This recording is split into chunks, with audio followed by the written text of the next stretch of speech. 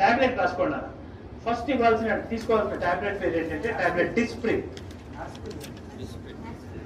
Disprin DISPRIN Disprin. It makes the blood diluted. ఇది రక్తాన్ని పల్సగా చేస్తుంది. ఇది ఏం చేస్తుంది నాన్న? రక్తాన్ని పల్సగా చేస్తుంది. సరే ఎకోస్పిన్ ఆస్పిన్ ఇట్లా ఒకటేనా సార్?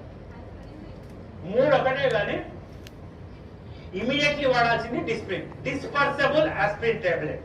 ఇమ్మీడియట్ గా పనిచేయాలంటే డిస్ప్రిన్ వాడాలి.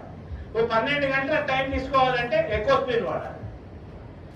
ఆస్పిరిన్ అస్సలు వాడద్దు, ఎందుకంటే అది డైరెక్ట్ యాసిడ్. ఆస్పిరిన్ వాడకండి. ఆస్పిరిన్ వాడితే తప్పనిసరి మీరు నార్మల్ వాటికి ఎప్పుడైనా మీరు ఏది మెడికల్ షాప్ పోయి ఆస్పిరిన్ తీసుకున్నప్పుడు దాంతో పాటు ఒక డైజిన్ కూడా తీసుకోండి, ఎందుకంటే అది అసిటైల్ సాలిసిలిక్ యాసిడ్. అది పోయి లోపల పుండ ఏర్పడుతుంది. అయితే ఎకోస్పిన్ కార్డియాలజిస్టులు ఏం చేస్తారంటే హార్ట్ పేషెంట్ కి ఎకోస్పిన్ రాస్తారు. ఎకోస్పిన్ ఫుల్ ఫామ్ ఏంటి? Enteric coated aspirin. అంటే లోపలికి పోయి డైజెస్ట్ అయ్యి పని చేసే టాబ్లెట్ ఎకోస్పిన్. అది టైం పడుతుంది. ఇమీడియట్లీ పనిచేయాలంటే ఏమయ్యాలి? డిస్ప్రిన్.